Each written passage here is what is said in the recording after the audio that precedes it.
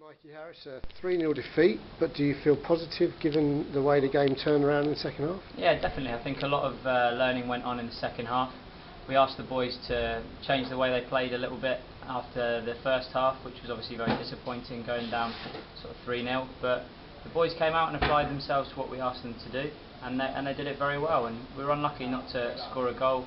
Liam Sayers had a great chance. Gilly went through one-on-one, but it wasn't our day today. But very, very impressed with the lads' fitness levels and work rate, especially after the day they had yesterday with a double session at Vitesse. So all in all, really pleased. How are you feeling after 25 minutes when the third goal went in and there was still an hour to go?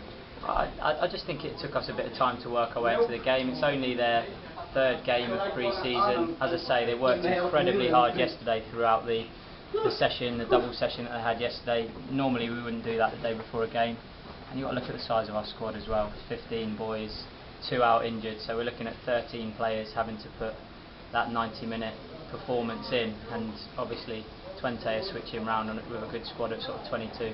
Yeah, they basically changed their team at half-time, which I think made a difference to the game as well, didn't it? But they're a year older, and all across the pitch they were bigger, weren't they? So a real challenge for your boys today. Oh, certainly, and the way they played as well is very different to what we experience in England, and the lads need to learn to adjust to that, and they did that very well in the second half. How important or special is it, do you think, for Portsmouth Football Club to be over here playing against top Dutch teams? You know, Twente won the Championship 4 years ago under Steve McLaren. This is unusual opposition. Yeah, definitely, and it's an incredible experience, and one that they're very fortunate to be exposed to at this stage of their careers. And it'll only stand them in good stead moving forward. As I say, you know, the way they played, particularly out of possession, was very different to the way teams would set up in England.